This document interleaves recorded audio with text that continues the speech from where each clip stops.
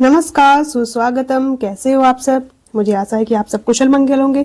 जैसा कि आप सभी को ज्ञात है, जीआईसी प्री की PGT, TGT, UP TGT, PGT की, साथ ही जीडीसी की भी और जीडीसी मेंस की भी आपकी डेट शीट आ गई है। और आपको ये जो समय है आपके लिए सबसे महत्वपूर्ण समय होने वाला है। एक एक क्षण आपके लिए महत्वपूर्ण है। और अगर देखा जाए तो आपके पास मुश्किल से 90 दिन बचते हैं। और इन 90 दिन में अगर आप एक क्षण भी गवा रहे हैं तो आप सोचिए अपने भविष्य को पीछे छोड़ रहे हैं। तो इसी की तैयारी के लिए ये जो हमारी अगली क्लास है रासो साहित्य, एक ही क्लास में पूरा रासो साहित्य समाप्त हो जाएगा। आदिकाल और आपका जो हिंदी साहित्य का इतिहास जो हमने स्टार्ट किया है उसी को हम आगे लेके बढ़ रहे हैं। और आदिकाल का ये जो भाग है रासो साहित्य, आज हम एक ही क्लास में रासो साहित्य देख लेंगे और उसी के बाद ऐसे ही आगे हम बढ़ते रहेंगे। तो आप जुड़े रहिएगा और जल्दी से जल्दी हम अपना कोर्स कंप्लीट करके अपने PYQs करेंगे और अपने MCQs करेंगे और अच्छे से तैयारी करेंगे। तो जुड़े रहिए। चलिए समय को गवाए बिना आगे बढ़ते हैं। तो हम देख रहे हैं आज रासो साहित्य। सबसे पहले रासो शब्द की व्युत्पत्ति की तरफ बढ़ते हैं। तो आचार्य रामचंद्र शुक्ल ने नरपति नालह, तो आचार्य रामचंद्र शुक्ल जी ने नरपति नालह द्वारा रचित बीसल देव रासों में उल्लेखित निम्न पद के आधार पर रासो शब्द की व्युत्पत्ति रसायन शब्द से मानी है। अब अगर पूछा जाए कि रामचंद्र शुक्ल ने रासो शब्द की व्युत्पत्ति किससे मानी है, तो आप किससे बताएंगे? रसायन शब्द से मानी है। और किसके आधार पर मानी है? तो नरपति नालह द्वारा रचित बीसल देव रासों के आधार पर मानी है। और उसमें भी किस पर? उसमें एक पद है, उसके आधार पर मानी है। पद देख लीजिए, ये पद भी पूछा जा सकता है कि कौन से पद के आधार पर रामचंद्र शुक्ल जी ने रसायन से रासो शब्द की व्युत्पत्ति मानी है। अब यहाँ पर क्या प्रश्न उठता है कि रासो शब्द की व्युत्पत्ति कैसे हुई, रासो शब्द कैसे बना? तो ये यहाँ से प्रश्न आपका आता ही है। तो कौन सा था? 1272 मझारी जेठ बदी नवमी बुधवारी नल रसायन आरंभ करे शारदा टूटी ब्रह्म कुमारी। इसके आधार पर रामचंद्र शुक्ल जी ने बोला कि ये जो रासो शब्द की व्युत्पत्ति है रसायन से हुई है। और ये कहां से लिया गया है ये भी याद रखना है। नरपति नालह का जो बीसल देव रासो है उसके आधार पर ये इन्होंने बताया है। अब ये तो हो गया रामचंद्र शुक्ल जी का आधार पर। अब हम देख लेते हैं हजारी प्रसाद द्विवेदी जी ने क्या बताया। आचार्य हजारी प्रसाद द्विवेदी ने रासो शब्द की व्युत्पत्ति संस्कृत के, किससे? संस्कृत के रासक शब्द से मानी है। अब कैसे मानी है? रासक शब्द से हुई, तो लेकिन कैसे हुआ? रासक से बना राउस, राउस से बना रासा, रासा से बने रासो। तो ये कैसे बना है? अगर पूछा जाए सीधे सीधे कि आचार्य हजारी प्रसाद द्विवेदी ने रासो शब्द की व्युत्पत्ति किस शब्द से मानी है, तो उन्होंने संस्कृत के रासक शब्द से मानी है। रासक से बना राउस, राउस से बना रासा, रासा से बना रासो। बस इसमें आपको रासक याद रखना है और रासो याद रखना है। क्रम पूछा जा सकता है लेकिन बहुत ज्यादा आप डीप जाएंगे तो भी आपको समस्या हो सकती है। तो लेकिन बस आपको रासक याद रखना है। ये आपके ज्ञान के लिए बाकी चीजें बताई गई हैं। अब अगला है गार्सद तासी। गार्सद तासी ने अपने इतिहास ग्रंथ इस्तवा दलाले त्रेतुर एंदुई हिंदुस्तानी में क्या बोला है? चंद्रबरदाई की रचना का नाम पृथ्वीराज राजसूय रखा था। इसी आधार पर उन्होंने रासो शब्द की व्युत्पत्ति राजसू या राजसूय शब्द से मानी है। तासी के अनुसार अगर पूछा जाए तो राजसूय या राजसूय शब्द से मानी है। रासो शब्द की उत्पत्ति किससे मानी है? ये रासो है। रासो शब्द की व्युत्पत्ति राजसूय या राजसूय शब्द से मानी है। तो ये तासी के अनुसार हो गया। किसने ये बताया है? इस द्वार दलाल हिंदुस्तानी, यानी कि जो इनका ग्रंथ है वो आपको याद ही होगा, उसके आधार पर मानी है। और किसका नाम दिया है? चंद्रबरदाई की जो रचना थी पृथ्वीराज रासो, उसको क्या कहा इन्होंने? पृथ्वीराज रासो न कहकर पृथ्वीराज राजसूय नाम लिखा है। इसीलिए हम मान सकते हैं इन्होंने रासो शब्द को राजसूय माना है या राजसूय माना है। ठीक है। अब अगले जो हैं कविराज श्यामल, डॉक्टर काशी प्रसाद जायसवाल, नागरी प्रचारणी सभा काशी द्वारा प्रकाशित ग्रंथ हिंदी शब्द सागर के संपादक ने रासो शब्द की व्युत्पत्ति रहस्य शब्द से मानी है। रहस्य शब्द से किसने मानी है? कविराज श्यामल, डॉक्टर काशी प्रसाद जायसवाल और नागरी प्रचारणी सभा काशी द्वारा प्रकाशित ग्रंथ हिंदी शब्द सागर के संपादक ने रासो शब्द की व्युत्पत्ति रहस्य शब्द से मानी है। कितने शब्द आ गए ये आप ध्यान रखिएगा। एक रहस्य से मानी, राजसूय या आपका रासों से मान ली, रासक से मान ली, रसायन से मान ली, और सबसे महत्वपूर्ण किसका है? सबसे महत्वपूर्ण अगर देखा जाए तो आपको हजारी प्रसाद द्विवेदी जी का याद रखना है। ठीक है, तो हजारी प्रसाद द्विवेदी जी और रामचंद्र शुक्ल जी को महत्वपूर्ण याद रखना है। साथ ही सभी का याद तो रहना ही रहने है, लेकिन ये अत्यधिक महत्वपूर्ण है।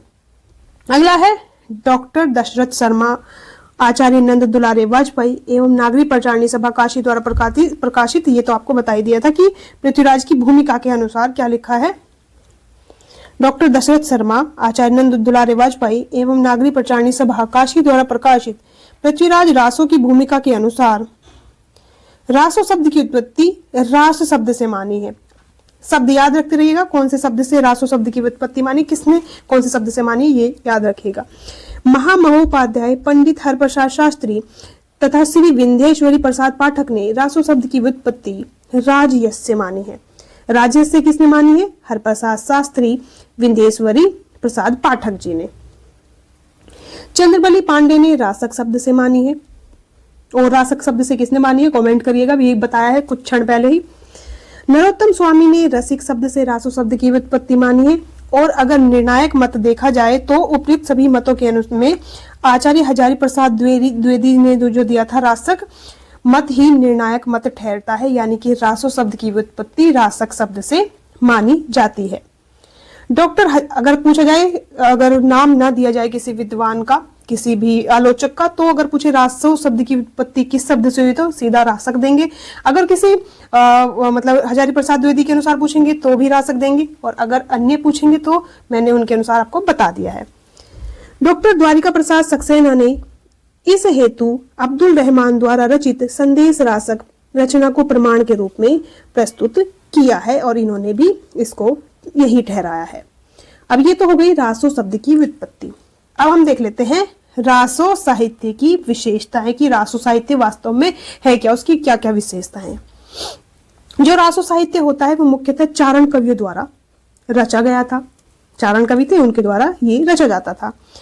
इन रचनाओं में चारण कवियों द्वारा अपने आश्रयदाताओं की शौर्य एवं ऐश्वर्य का अतिशयोक्तिपूर्ण यानी कि बढ़ा चढ़ाकर खूब वर्णन करना ये इसमें देखने को मिलता है। क्या चारण कवियों द्वारा लिखा जाता था। दूसरा, अपने आश्रयदाता के शौर्य ऐश्वर्य का अतिशयोक्तिपूर्ण वर्णन किया जाता था रासो साहित्य में।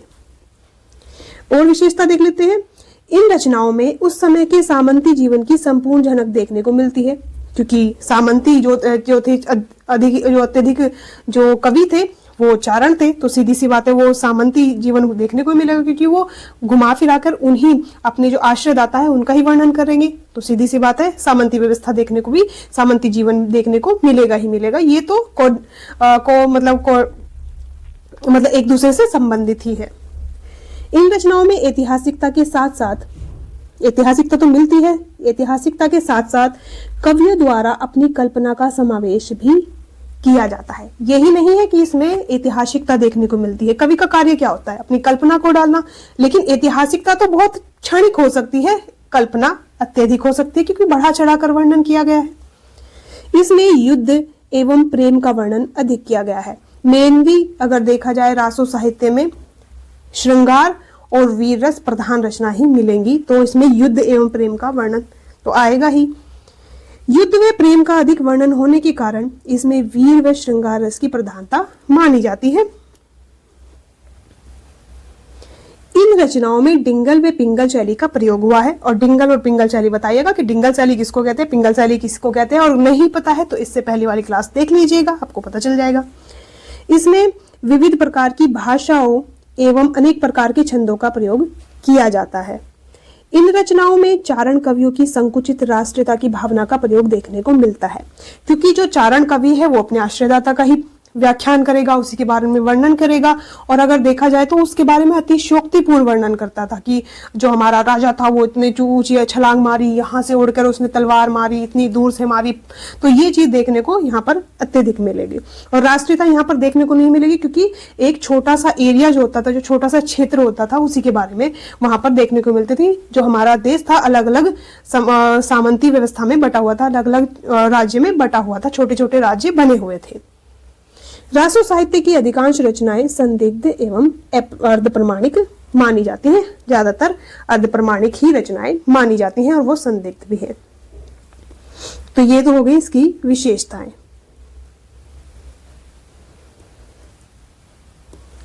अब देख लेते हैं रासो साहित्य की प्रमुख रचनाएं। कौन कौन सी रचनाएं हैं जो रासो साहित्य के अंतर्गत मानी जाती है, जो महत्वपूर्ण है सबसे पहले वो देख लेते हैं, जो गौण है वो भी देख लेते हैं।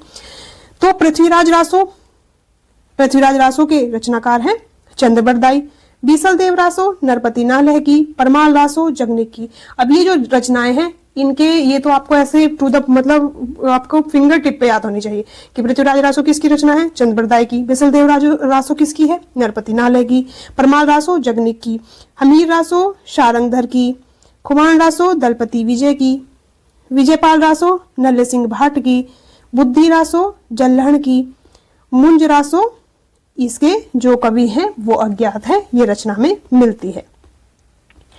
अब और भी रचनाएं हैं। कलयुग रासो ये रसिक गोविंद की है, कयाम खां रासो न्यामत खान जान कवि की है, राम रासो शमय सुंदर की है, राणा रासो दयाराम और इनको दयाल कवि भी कहा जाता है, रतन रासो कुंभकर्ण की है, कुमारपाल रासो ये देवप्रभु की है। अब हम देख लेते हैं जो प्रमुख रासो रचनाएं हैं उनको। अभी हमने गौण रचनाएं देख ली, रासो शब्द की उत्पत्ति देख ली, रासो की विशेषताएं देख ली। अब वो जो महत्वपूर्ण जो रचनाएं हैं रासो साहित्य की, अब उनको हम विस्तृत रूप में देख लेते हैं कि उनके जो पॉइंट्स है, जो महत्वपूर्ण तथ्य हैं उनको देख लेते हैं, क्योंकि यहाँ से प्रश्न पूछा जाता है। तो रासो साहित्य में सबसे पहले हम देख लेंगे पृथ्वीराज रासो को। लेखक इसके चंद्रबरदाई जी हैं और जन्म काल अगर देखा जाए तो आचार्य शुक्ल के अनुसार चंद्रबरदाई का जन्म 1168 ईस्वी यानी कि 1225 विक्रमी संवत में भट्ट जाति के जगात नामक गोत्र में उत्पन्न हुआ था और जन्म स्थान लाहौर था। इसमें इतना ज्यादा याद करने की जरूरत नहीं है, पूछा जा सकता है प्रश्न, ये नहीं कि नहीं पूछा जा सकता, क्योंकि जो सारे फैक्ट में लेके आई हूँ सारे महत्वपूर्ण हैं। लेकिन महत्वपूर्ण में भी जो सबसे ज्यादा महत्वपूर्ण है वो आपको मैं बताते हुए चलती हूँ। तो इसमें जन्म काल अगर देखा जाए तो 1168 ईस्वी याद रख लीजिएगा। लेखक चंद्रबरदाई याद ही रहना चाहिए। काव्य स्वरूप इसका पृथ्वीराज रासो किस प्रकार का था, तो यह प्रबंधात्मक श्रेणी के अंतर्गत महाकाव्यात्मक श्रेणी का है। प्रबंध काव्य है, महाकाव्य है, दोनों चीज याद रहनी चाहिए। प्रबंध तो ज्यादा ही याद रखना चाहिए, महाकाव्य बहुत कम पूछा जाता है, लेकिन प्रबंध काव्य याद रहना चाहिए पृथ्वीराज रासो के संदर्भ में। अब आगे देख लेते हैं। आचार्य शुक्ल के अनुसार यह हिंदी साहित्य की सर्वप्रथम काव्य माना जाता है। शुक्ल जी ने क्या बोला है कि ये हिंदी साहित्य की प्रथम महाकाव्य है। कौन? पृथ्वीराज रासो। चंद्रबरदाई हिंदी साहित्य के प्रथम महाकवि माने जाते हैं, शुक्ल जी ने माना है। दूसरा, नरोत्तम स्वामी के अनुसार यह मुक्तक रचना मानी जाती है। अभी तो ये क्या मानी जाती है? प्रबंध, लेकिन नरोत्तम स्वामी के अनुसार अगर पूछे तो ये मुक्तक मानी जाती है, ये भी याद रखना है। अगर नरोत्तम स्वामी के अनुसार पूछे तो ये मुक्तक आपको लगानी, वरना ये प्रबंध है। प्रधान रस वीर और श्रृंगार जो आपकी रासो साहित्य में ज्यादातर यही देखने को मिलेगा कि वीर रस प्रधान और श्रृंगार रस भी इसमें देखने को मिलता है। बाकी रस तो इनके सहयोगी रस होते ही हैं। तो दो रस आपको अगर ना भी पता हो तो भी आप लगा सकते हैं। प्रमुख अलंकार अनुप्रास व यमक, यानी कि ये तो बहुत ज्यादा याद करने की जरूरत नहीं पड़ेगी रस की रस कौन सा होगा। तो रस तो मैंने आपको बता ही दिया है कि रासो साहित्य का प्रमुख रस वीर रस और श्रृंगार रस थे। ठीक है। प्रमुख अलंकार अनुप्रास व यमक होगा। कुल पद थे 16,306 पद थे इसमें। छंद विधान देख लेते हैं। इस महाकाव्य में प्रयुक्त जो 16,306 पदों की रचना के लिए कुल 68 प्रकार के छंदों का प्रयोग किया गया था। हो सकता है आपको ये ना पूछे कि कितने पद हैं, लेकिन हाँ ये पूछ सकता है, पूछा गया है, पूछ नहीं सकता, पूछा गया है कई बार कि इसमें कितने प्रकार के कुल कितने प्रकार के छंदों का प्रयोग किया गया है। तो 68 प्रकार के छंदों का प्रयोग किया गया है। अब अगर ये पूछा जा सकता है कि 68 कितने प्रकार के छंदों का प्रयोग किया गया है तो पद भी पूछ सकता है, इसलिए ये पद भी मैंने आपको बता दी है। इसमें छप्पय छंद का अधिक प्रयोग किया गया है, इसलिए छप्पय छंद चंद्रबरदाई का सर्वाधिक प्रिय छंद माना जाता है। और अगर पूछा जाए छप्पय मतलब जो चंद्रबरदाई का प्रमुख छंद या सर्वप्रिय छंद कौन सा है, तो छप्पय छंद आपको याद होना चाहिए। लेकिन इसमें छप्पय छंद का तो प्रयोग किया गया है। अब ऐसा तो नहीं सारे के सारे छप्पय छंद में ही प्रयोग मतलब लिखा गया हो, इन्होंने और भी छंदों का प्रयोग किया है। तो वो कौन कौन से हैं? इसमें दूहा, तोमर, त्रोटक, गाहा व आर्या छंदों का प्रयोग भी देखने को मिलता है। काव्य विभाजन अगर देखा जाए तो इसमें 69 सर्ग 69 सर्गों का में ये विभाजित है। 68 प्रकार के छंद है, 69 सर्ग है, 16,306 पद हैं। ये चीज आपको याद रहनी चाहिए। भाषा क्या है इसकी? राजस्थानी व ब्रज भाषा का सम्मिलित प्रयोग देखने को इसमें मिलता है। आगे बढ़ते हैं शैली की तरफ। इसमें ब्रज भाषा का अधिक प्रयोग हुआ है। इसमें पिंगल शैली का प्रयोग हुआ माना जाता है। तो इसमें ब्रज भाषा का, और ब्रज भाषा में अगर अपभ्रंश मिल जाए तो कौन सी शैली बन जाती है? आपकी पिंगल शैली बन जाती है, सीधी सी बात है। नायक कौन है? तो नायक अजमेर के चौहान राजा आर्णे राज के पौत्र एवं सोमेश्वर के पुत्र पृथ्वीराज चौहान इसके नायक है। नायिका जो है, जो नायक है वो श्रेणी क्या है नायक की? नायक की श्रेणी भी पूछी जा सकती है। तो नायक किस श्रेणी का है? धीरोदात्त नायक इसमें है पृथ्वीराज। नायिका जो है वो कन्नौज के राजा जयचंद की पुत्री है और नाम क्या है? संयोगिता इसमें है। नायिका किस प्रकार की है? तो नायिका की श्रेणी है ये मुग्धा नायिका है। और विशेष तथ्य देख लेते हैं।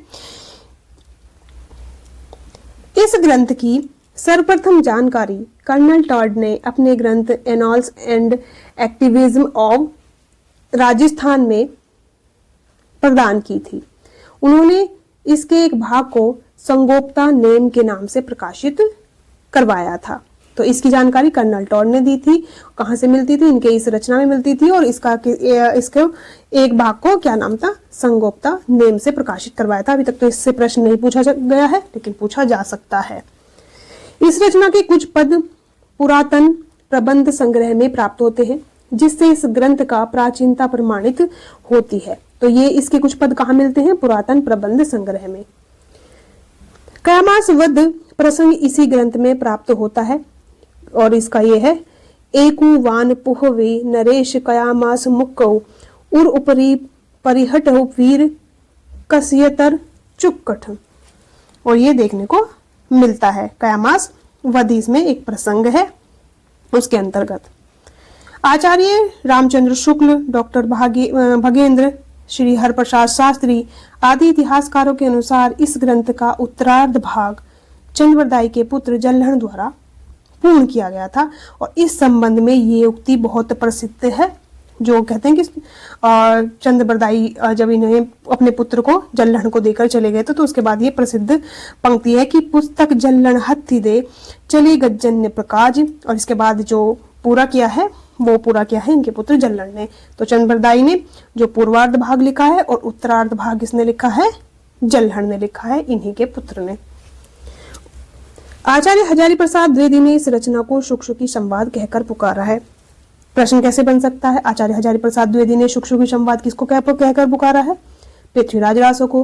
पृथ्वीराज रासो को शुक-शुकी संवाद किसने कहकर पुकारा है? हजारी प्रसाद द्विवेदी ने। हजारी प्रसाद द्विवेदी ने पृथ्वीराज रासो को क्या कहकर पुकारा है? शुक-शुकी संवाद कहकर पुकारा है। अब इसकी जो यहाँ से तो प्रश्न पूछे जा सकते हैं, अभी तक ये जो महत्वपूर्ण बता ही दिए हैं, लेकिन एक जगह से और प्रश्न पूछे जाते हैं। और यहाँ से तो एक प्रश्न मुझे तो लगता है कोई ही परीक्षा हो जिसमें ना पूछा गया तो यहाँ से पूछा जाता है। किसके विषय में? पृथ्वीराज रासो की प्रामाणिकता के विषय में। और इसके संदर्भ में 3 मत प्रचलित हैं प्रामाणिकता को लेकर। कौन कौन से? कुछ लोग इसको अप्रमाणिक मानते हैं कि ये रचना अप्रमाणिक है, कुछ लोग इसको अर्ध प्रमाणिक मानते हैं कि ये अर्ध प्रमाणिक है, और कुछ लोग इसको प्रमाणिक मानते हैं।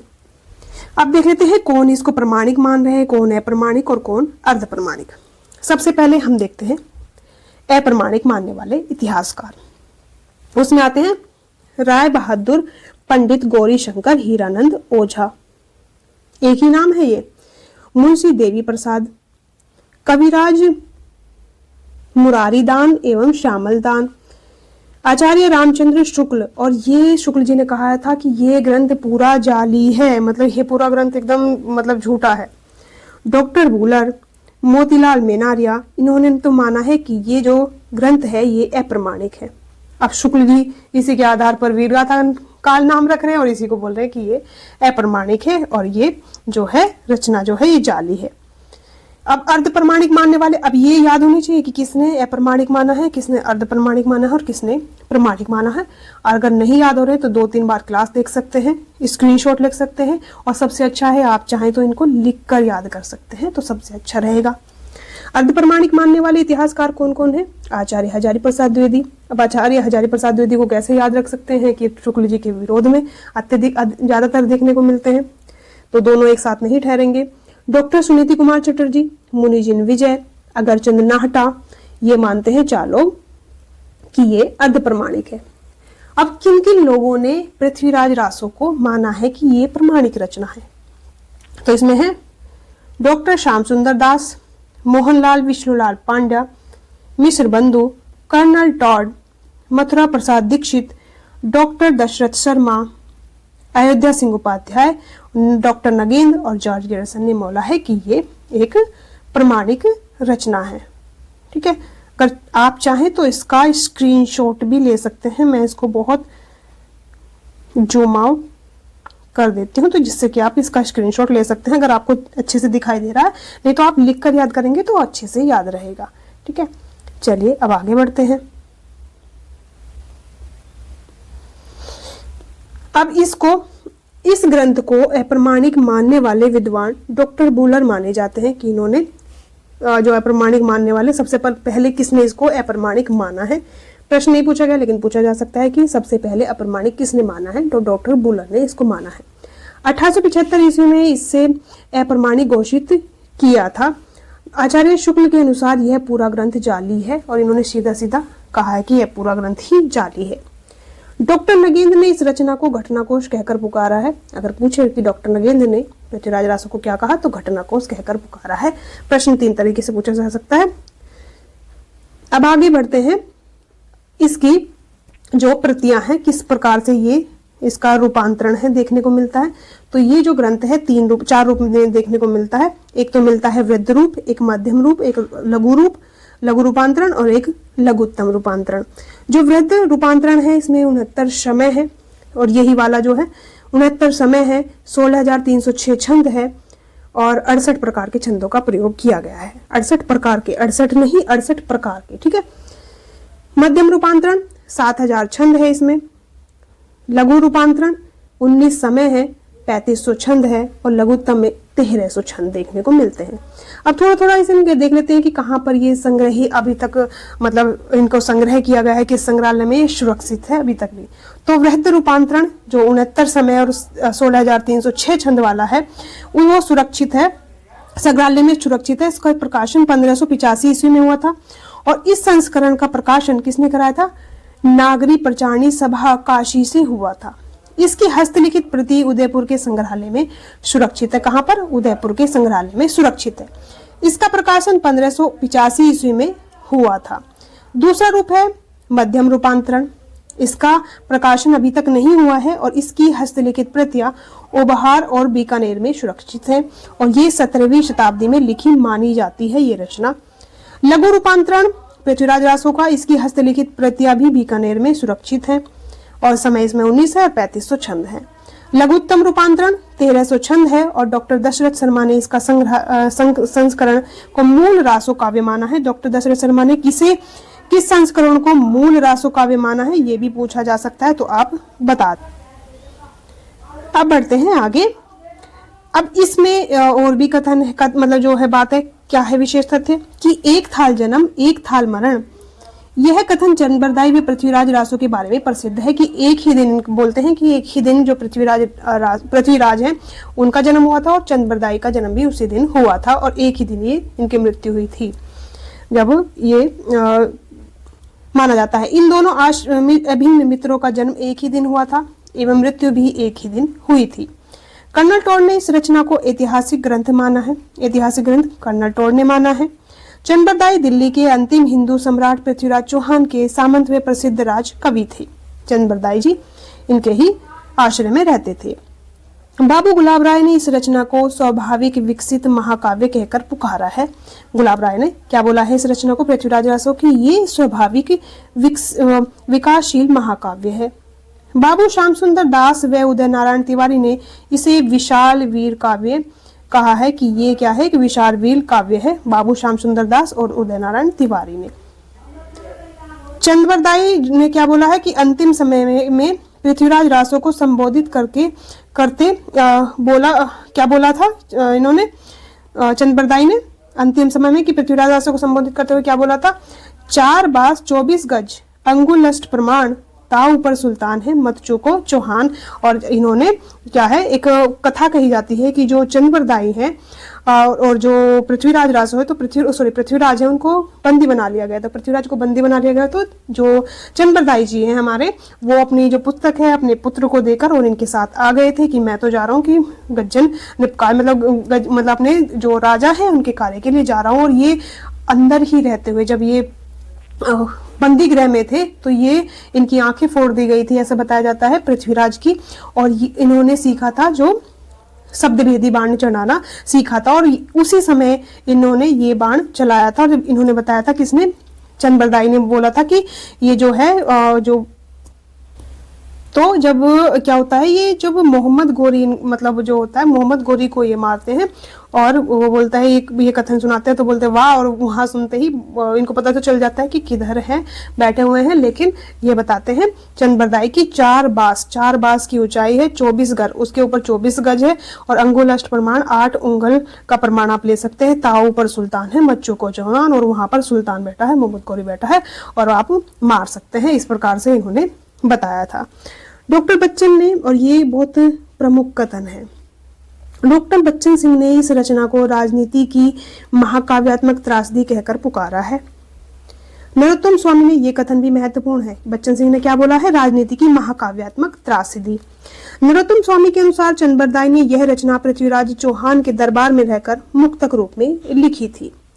पंडित गौरीशंकर हीरानंद ओझा ने पृथ्वीराज रासो रचना में वर्णित घटनाओं तथा संकेतों को भाटों की कल्पना मात्र कहकर पुकारा है कि ये जो क्या है, ये सिर्फ घाटों की, जो भाट होते थे जो एक आंकड़ा इकट्ठा करते थे पोथियों को, तो उनकी कल्पना मात्र है, ऐसा कहा था पंडित गौरीशंकर हीरानंद ओझा ने।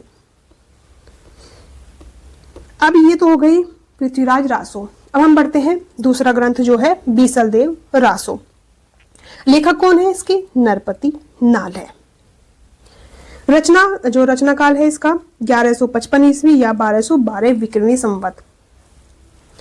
इस रचना काल को मानने के पीछे निम्न उदाहरण प्रस्तुत किया जाता है कि बीसलदेव रासो इस समय पर जो है माना जाता है कि इसका समय ये रहा होगा, तो उसके लिए ये उदाहरण दिया जाता है। क्या, 1272 मझारी जेठ बदी नौमी बुधवारी नल रसायन आरंभ करे शारदा तुठी ब्रह्म कुमारी।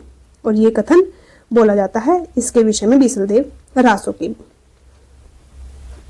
अब जो कुछ इतिहासकार है यहाँ 1272 को अर्थ क्या बोलते हैं, 1272 को 1272 मानते हैं, लेकिन 1212 सर्वमान्य रूप से माना जाता है।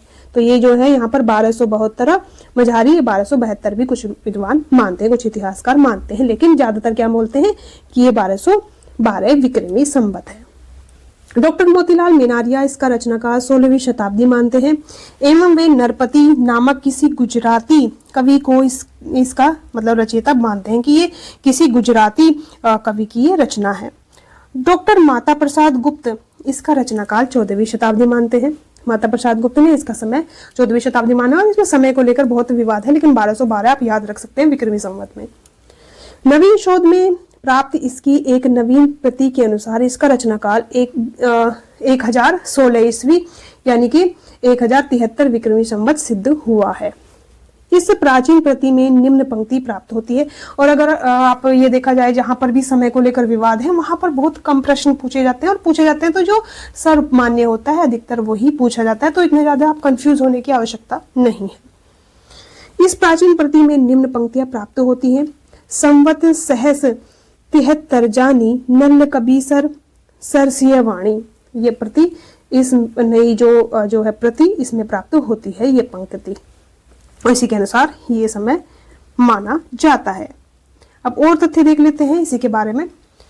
राय बहादुर पंडित गौरीशंकर हीरानंद ओझा ने इसे हमीर के समय की रचना कहा है कि ये हमीर के समय की रचना है। प्रधान रस श्रृंगार है। मैंने आपको बताया था यहाँ पर जो रासो साहित्य अधिकतर वीरो श्रृंगार रस देखने को मिलेगा, ज्यादातर वीर रस देखने को मिलेगा, लेकिन श्रृंगार और वीर की महत्वता बराबर रहेगी। तो ये क्या है, श्रृंगार रस प्रधान रचना है। और वियोग व संयोग श्रृंगार का मार्मिक चित्रण यहाँ पर देखने को मिलता है। वियोग श्रृंगार भी है और आपका संयोग श्रृंगार भी है। काव्य रूप है इसका, ये मुक्तक काव्य है। 128 छंद देखने को मिलते हैं। डॉक्टर माता प्रसाद गुप्त ने 128 छंदों की एक प्रति का संपादन किया है और यही इसका मूल रूप माना जाता है। माता प्रसाद गुप्त ने जो संपादन करके एक पुस्तकार रूप में इसको संपादित किया है। नायक कौन माने जाते हैं इसके, तो नायक है अजमेर का चौहान वंशीय बीसल देव तृतीय या विग्रहराज चतुर्थ जो है, इनको इसका नायक माना जाता है। इसी कारण इसको बीसल देव रासो कहा जाता है। तो जो अजमेर का चौहान राजा था बीसल देव तृतीय और विग्रहराज चतुर्थ, इसको क्या बोलते थे, इसका ये नायक है बीसल देव रासो का। मालवा के भोज परमार की पुत्री राजमती इसकी नायिका है। राजमती कौन है, नायिका है बीसल देव की। और मालवा के किसकी पुत्री थी, मालवा के भोज परमार की ये पुत्री थी।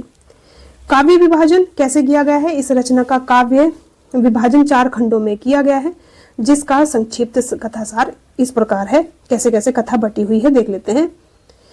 प्रथम खंड में क्या है, अजमेर के राजा विग्रहराज चतुर्थ यानी कि जो बीसल देव तृतीय है एवं मालवा के भोज परमार की पुत्री राजमती के विवाह का वर्णन है।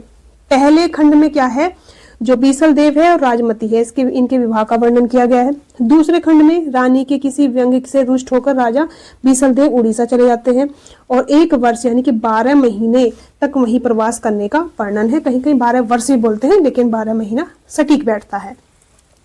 पहले में शादी हुई, दूसरे में रूठ कर उड़ीसा चले गए बीसल देव।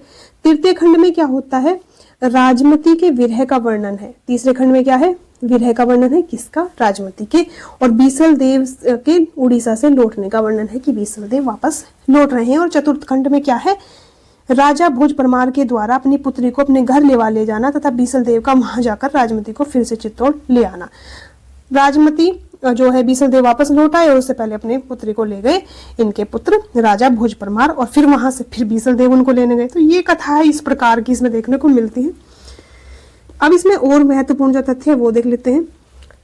राजा बीसल देव के वीर चरित्र का वर्णन इनके राजकवि सोमदेव के द्वारा स्वरचित संस्कृत नाटक ललित विग्रह राज में भी किया गया है। बीसल देव के वीरता का चित्रण। इस नाटक का कुछ अंश बड़ी बड़ी शिलाओं पर खुदा हुआ मिला है बीसल देव के लिए और यह राजपुताना म्यूजियम में सुरक्षित देखने को मिलता है। और ये शिला पर यानी कि शिलांकित कुछ चीजें देखने को मिलती है जो इनका नाटक है संस्कृत में। यह मात्र 100 पृष्ठों का एक लघु ग्रंथ है। 100 पृष्ठों का ही ये ग्रंथ है, 100 पृष्ठों में ही ये पूरा हो जाता है। इसमें सर्वत्र वर्तमान काल की क्रियाओं का प्रयोग हुआ है। ज्यादातर देखने को मिलता है वर्तमान काल की क्रियाओं का प्रयोग देखने को मिलता है। यह काव्य ग्रंथ नहीं है, इसे केवल गाने के लिए रचा गया था। मात्र ये बोलते हैं कि ये सिर्फ गाने के लिए इसकी रचना की गई मानी जाती है। इसमें साहित्यिक भाषा का प्रयोग नहीं होकर राजस्थानी, साहित्यिक भाषा नहीं है इसमें, किसे, राजस्थानी है, ब्रज है और मध्य देश की भाषा का प्रयोग देखने को मिला है। इसकी जो रचना शैली है सीधी सी बात है, श्रृंगार रस है तो पिंगल शैली देखने को मिलेगी। यह श्रृंगार रस प्रधान रचना मानी जाती है, तो यह श्रृंगार प्रधान रचना मानी जाती है। हिंदी में 12 मासा का सर्वप्रथम वर्णन इसी ग्रंथ से माना जाता है। ये मोस्ट इम्पोर्टेंट फैक्ट है कि हिंदी में 12 मासा का सर्वप्रथम वर्णन कहाँ देखने को मिलता है, बीसल देव रासो में देखने को मिलता है। आचार्य शुक्ल के अनुसार यह रचना वीर काव्य परंपरा की सर्वप्रथम रचना भी मानी जाती है। शुक्ल जी ने बोला है कि ये वीर काव्य परंपरा की प्रथम रचना है और इस रचना को एक विरह गीत काव्य भी कहा जाता है कि एक विरह गीत काव्य है। इसका संपादन किया था माता प्रसाद गुप्त और अगरचंद नाहटा के द्वारा इसका संपादन किया गया था। किसने, माता प्रसाद गुप्त और अगरचंद नाहटा ने। आचार्य शुक्ल ने इस ग्रंथ में श्रृंगार को ही प्रधानता है। शुक्ल जी ने कहा है कि इस ग्रंथ में श्रृंगार की ही प्रधानता है, वीर रस का किंचित आभास मात्र है। और जो वीर रस है बहुत ही कम देखने को मिलता है, बहुत हल्का सा देखने को मिलता है। तो अधिकतर देखा जाए तो इसमें श्रृंगार है, श्रृंगार की अधिकता है और वीर रस थोड़ा बहुत इसमें देखने को मिलता है। तो ये हो गया हमारा बीसल देव रासो। अब हम बढ़ते हैं परमाल रासो की तरफ। अगला जो हमारा रासो ग्रंथ है, तीसरा रासो ग्रंथ परमाल रासो। लेखक कौन है? लेखक है इसके जगनिक। रचना का जो समय है 1230 विक्रमी संवत। प्रधान रस वीर रस, बीसल देव रासों का श्रृंगार रस है, ये याद रखना है। प्रमुख रस को उसका श्रृंगार रस है, बाकी रचनाओं को वीर रस प्रधान रचना है, श्रृंगार रस भी उसमें रहेगा। वीर और श्रृंगार रस प्रमुख रहेंगी, लेकिन जो श्रृंगार रस है अत्यधिक अधिकतर जो रचनाएं हैं उसमें श्रृंगार रस देखने को मिलेगा गौण रूप में। लेकिन बीसल देव रासो एक ऐसी रचना है जिसमें जो श्रृंगार रस है प्रमुख रस के रूप में प्रयुक्त है, और उस जो वीर रस है वो किंचित ही देखने को मिलता है, थोड़ा बहुत देखने को मिलता है। बाकी रासो साहित्य में वीर रस प्रमुख है और उसके साथ साथ श्रृंगार रस भी, यानी कि वीर और श्रृंगार रस साथ साथ चलते हैं। और तथ्य देख लेते हैं परमाल रासों के बारे में। यह ग्रंथ अपनी गेयता के लिए अधिक प्रसिद्ध है। बीसल देव रासो भी गेयात्मक माना जाता है कि ये गाने के लिए ही रचा गया था, साथ ही साथ परमाल रासो भी। उत्तर प्रदेश उत्तराखंड में इस काव्य को आल्हा या आल्हा खंड के कहा जाता है। परमरी देव का दरबारी भाट कवि था जिसने परमाल रासो ये क्या है, जिसने जगनिक कालंजरी के चंदेली वंश राजा के महोबा के 2 देश प्रसिद्ध वीर थे। कौन कौन थे? आला और उदल की वीरत्व का विस्तृत वर्णन इस गीत में किया गया, काव्य मतलब इस गीतात्मक काव्य में देखने को मिलता है। तो ये जो रचना है ये 2 वीर थे, कौन? आला और उदल, और इनकी वीरता का वर्णन इसमें किया गया है और इसी के लिए इसकी रचना की गई है। आचार्य हजारी प्रसाद द्विवेदी के अनुसार यह अर्ध प्रमाणिक काव्य माना जाता है। इस काव्य के गीत ज्यादातर वर्षा ऋतु में गाए जाते हैं। किसके? जो परमाल रासो है उसके, और जगनिक इसके रचयिता है, और आला उदल इसमें जो 2 वीर हैं। इसमें रचित वीर हुंकार का एक सुंदर पद यहाँ दृष्टव्य है। कौन सा? 12 वर्ष लो कुकर जिए और 13 लो जिए सियार, बरस 18 छितरे जिए आगे जीवन को धिक्कार। और ये जो है ये मोस्ट इम्पोर्टेंट है, और ये जो हिंदी पढ़ रहे हो आप, चाहे हिंदी आप जीआईसी के लिए पढ़ रहे हो, टीजीटी के लिए, पीजीटी के लिए, जीआईसी के लिए, DSSB के लिए, या हिंदी कहीं पर भी पढ़ रहे हो, यानी हिंदी आपके लिए एक छोटा सा विषय है, तो वहां पर भी ये प्रश्न पूछा जाता है भाई। बहुत ही इम्पोर्टेंट ये पंक्ति है, देकर पूछ लिया जाता है कि 12 बरस लो कुकुर जिए और 13 लो जिए सियार, बरस 18 छितरे जिए आगे जीवन को धिक्कार। किसकी है? इसका अर्थ क्या है? और ये इसमें किसका वर्णन है? किसके द्वारा रचित पंक्ति है? किस काव्य ग्रंथ से है? सारे प्रकार के प्रश्न यहाँ से पूछे जाते हैं, तो इसे मोस्ट इंपोर्टेंट समझिए। इस रचना का सर्वप्रथम प्रकाशन 1865 ईस्वी में फर्रुखाबाद के तत्कालीन कलेक्टर चार्ल्स इलियट के द्वारा आल्हा खंड नाम से करवाया गया था। तो चार्ल्स इलियट ने क्या कराया था? उस समय के ये कलेक्टर थे, उन्होंने आल्हा खंड नाम से इसका क्या है प्रकाशन करवाया था। इसके बाद डॉक्टर श्याम सुंदर दास के द्वारा नागरी प्रचारणी सभा काशी के माध्यम से परमाल रासो के नाम से इसका प्रकाशन करवाया गया था। परमाल रासो के नाम से किसने करवाया था? श्याम सुंदर दास, और नागरी प्रचारणी सभा काशी के माध्यम से परमाल रासो के नाम से।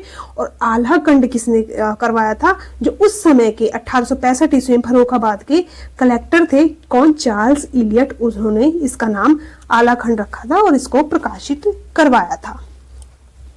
इस रचना के गीतों की गेय परंपरा का मुख्य केंद्र कौन सा है? बैसवाड़ा, महोबा और बुंदेलखंड।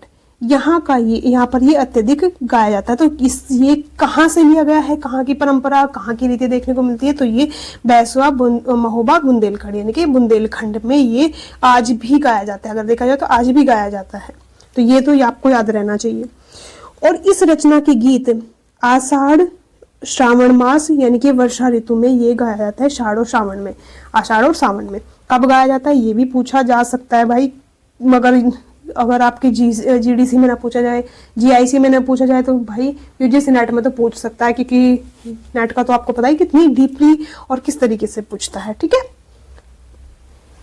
वॉटरफील्ड नामक विद्वान के द्वारा इसका अंग्रेजी में अनुवाद भी किया गया है। अब बढ़ते हैं हम खुमान रासो की तरफ। एक और हमारा रासो ग्रंथ है खुमान रासो। लेखक है इसके दलपति विजय। ठाकुर शिव सिंह सेंगर इसे दलपति विजय की रचना नहीं मानते, किसी अज्ञात जो भाट की कविता मानते हैं। अत्यधिक अगर देखा जाए तो इसका दलपति विजय ही माना जाता है इसके लेखक, लेकिन ठाकुर शिव सिंह सेंगर ने बोला है कि ये दलपति की नहीं है, किसी अज्ञात भाट की ये रचना है। रचना का समय था 9वीं शताब्दी, आचार्य शुक्ल के अनुसार है। डॉक्टर मोतीलाल मेनारिया ने इसका रचनाकाल 17वीं शताब्दी माना है, क्योंकि इसमें 17वीं शताब्दी के चित्तौड़ नरेश राजा राज सिंह एवं महाराणा प्रताप तक के राजाओं का वर्णन देखने को मिलता है, इसलिए इसको बोला है कि ये 17वीं शती के बाद की रचना रही होगी, लेकिन शुक्ल ने 9वीं शताब्दी की माना है। पूछा जा सकता है कि शुक्ल जी ने क्या माना, तो इस तरीके से पूछा जा सकता है, लेकिन बहुत ये नहीं कि बहुत ज्यादा विशेष है, लेकिन विशेष है। इस रचना में कुल 5000 छंद हैं, जिसमें वीर रस की प्रधानता देखने को मिलती है। इस ग्रंथ की प्रमाणिक हस्तलिखित प्रति पूना संग्रहालय में सुरक्षित है। पूछ सकते हैं इसकी जो प्रति है कहाँ संरक्षित है, तो पूना संग्रहालय में इसकी प्रति संरक्षित है, सुरक्षित है। इस ग्रंथ में बगदाद के खलीफा अल मामून चित्तौड़ के रावल खुमान के मध्य हुए युद्ध का वर्णन देखने को मिलता है। आचार्य शुक्ल के अनुसार राजा खुमान का शासन 1869 विक्रमी संवत से 893 विक्रमी संवत तक माना जाता है एवं इसके द्वारा कुल 24 युद्ध किए गए माने जाते हैं। इस रचना में खुमान नामक 3 राजाओं की वीरता का वर्णन देखने को मिलता है कि इस रचना में खुमान रासों में 3 खुमानों का वीरता देखने को मिलते हैं। कौन कौन से? प्रथम खुमान 810 विक्रमी संवत से 865 विक्रमी संवत, द्वितीय खुमान थे 870 विक्रमी संवत से 900 विक्रमी संवत, तृतीय खुमान 965 से 990 विक्रमी संवत। इन 3 खुमानों की वीरता देखने को मिलती है और इसका नाम खुमान रासो है दलपति विजय का। और इस ग्रंथ की भाषा है राजस्थानी भाषा में ये लिखा गया है, और राजस्थानी और अपभ्रंश मिल जाती है, कौन सी भाषा बन जाती है ये भी आपको बताना है। अब अगला रासो ग्रंथ है हमारा हमीर रासो। सारंगधर इसके लेखक है। रचना काल जो है इसका 1357 यानी कि विक्रमी संवत में 1414 विक्रमी संवत है। विशेष तथ्य देखा जाए तो इसमें यह रचना है, रचना का मूल ग्रंथ अभी तक अप्राप्त है, यानी कि मूल ग्रंथ अभी तक देखने को नहीं मिला है। प्राकृत पेंगलम जो है इसमें इस काव्य में कुछ छंद देखने को मिलते हैं। पूरा ये रचना देखने को नहीं मिले हैं हमीर रासो, लेकिन जो प्राकृत पेंगलम है इस काव्य में कुछ छंद मिलते हैं। उन्हीं के आधार पर आचार्य शुक्ल ने इसके अस्तित्व की कल्पना की है कि हमीर रासो जैसा एक ग्रंथ हो सकता है। और विद्याधर, अब ये देखिए जो विद्याधर, शारंगधर, बब्बर एवं जज्जल, इन 4 कवियों, विद्याधर, शारंगधर, बब्बर, जज्जल, इन 4 कवियों की रचनाओं का संकलन ही प्राकृत पेंगलम है। प्राकृत पेंगलम में किन किन कवियों की रचना देखने को मिलती है, तो याद होना चाहिए विद्याधर, शारंगधर, बब्बर, जज्जल, इन 4 की जो रचनाओं का संकलन है उसको ही प्राकृत पेंगलम कहा जाता है। इसके संकलनकर्ता कौन थे? लक्ष्मीधर। ये भी याद रखना चाहिए कि प्राकृत पेंगलम के रचनाकार या संकलनकर्ता, रचनाकार तो ये 4 हैं, लेकिन संकलनकर्ता कौन है? लक्ष्मीधर है। इन्होंने ही 4 की रचनाओं को संग्रह करके बनाया था और उसका नाम रख दिया था प्राकृत पेंगलम। और इसी प्राकृत पेंगलम रचना के आधार पर ही शुक्ल जी ने हमीर रासो की कल्पना की है कि एक ऐसा ग्रंथ भी बन सकता है, एक ऐसा ग्रंथ भी हो सकता है। राहुल सांकृत्यायन ने आचार्य शुक्ल द्वारा उल्लेखित छंदों को शारंगधर द्वारा रचित न मानकर जज्जल नामक कवि को रचना घोषित किया कि ये जो शुक्ल जी बता रहे हैं ना, वो शारंगधर की नहीं है, वो जज्जल की पंक्तियां हैं, वो जज्जल की रचना है। इन्होंने तो उल्टा ही कर दिया, तो शारंगधर की न मानकर जज्जल की स्वीकार की है सांकृत्यायन जी ने। आचार्य हजारी प्रसाद द्विवेदी ने क्या कहा है? आचार्य हजारी प्रसाद द्विवेदी ने इस रचना में प्रयुक्त हमीर शब्द को क्या बोला है कि हमीर शब्द का ही विकृत रूप माना जा सकता है। उनके अनुसार यह शब्द किसी पात्र नाम का न होकर एक विशेषण के रूप में प्रयुक्त होता होगा। अमीर शब्द का ही जो है विकृत रूप बना है हमीर, और उसी से बना होगा ये हमीर शब्द। तो किसी एक विशेष व्यक्ति का नाम न होकर ये एक विशेषण रूप में रहा होगा अमीर शब्द, और उसी के आधार पर ये रचना देखने को मिलती है। शुक्ल जी क्या मानते हैं? आचार्य शुक्ल ने इस ग्रंथ से अपभ्रंश रचनाओं की समाप्ति मानी है, और ये तथ्य आपके लिए मोस्ट मोस्ट मोस्ट इंपॉर्टेंट है कि शुक्ल जी ने किस जो है रचना से अपभ्रंश रचनाओं की समाप्ति मानी है? तो हमीर रासों से अपभ्रंश रचनाओं की समाप्ति मानी है। शारंगधर ने शारंग पद्धति नाम से एक सुभाषित संग्रह भी लिखा है। ठीक है, तो शारंगधर की एक तो ये हुई, शारंगधर की शारंगधर पद्धति नाम से भी एक सुभाषित ग्रंथ देखने को मिलता है। अब अगले रासो ग्रंथ की तरफ बढ़ते हैं और अगला रासो ग्रंथ कौन सा है? हमारा नरपति नाल है, पर विजयपाल रासो और इसके लेखक है नल्ले सिंह भाट। सारी जो रचनाएं मैं करवा रही हूँ वो रचनाएं मोस्ट मोस्ट इंपॉर्टेंट है, उनके बारे में विशेष तथ्य याद ही होने चाहिए और जो मोस्ट से भी मोस्ट इंपॉर्टेंट बात है वो मैं आपको बताते हुए चलती हूँ। तो इसमें कोई ये नहीं है कि आपको याद नहीं करना है, आपको याद करना ही पड़ेगा। भाई एग्जाम आप इतने हाई लेवल का दे रहे हैं तो तैयारी तो आपकी उससे भी ज्यादा उच्च होनी चाहिए और आप एक भी क्षण न गवाए, एक भी घंटा न गवाए और अपनी तैयारी में निरंतर लगे रहें। उसी के लिए हम यहाँ तत्पर हैं। आपकी जो सफलता की सीढ़ी पर और एक कदम मैं आपके साथ बढ़ते रहती हूँ और आपके साथ चलते रहती हूँ। तो विजयपाल रासो इसके लेखक थे नल्ले सिंह भाट और ये रचना काल इसका क्या था? 16वीं शताब्दी। ये मिस्र बंधुओं के अनुसार क्या था? इसका समय 1298 ईस्वी था। 16वीं शताब्दी की ये रचना मानी जाती है। विशेष तथ्य में देख लेते हैं। ये जो ग्रंथ है मूलतः अपभ्रंश में रचित है, अतः इसे हिंदी रासो साहित्य में स्थान देना उचित नहीं है। ये क्या है? रचना अपभ्रंश में रचित मानी जाती है और इसको बोलते हैं कि ये रासो साहित्य में स्थान देना ठीक नहीं ठहरता है। इसमें केवल 42 छंद ही उपलब्ध होते हैं इस रचना के। इसमें विजयगढ़ के राजा विजयपाल और पंग राजा के युद्ध का वर्णन देखने को मिलता है।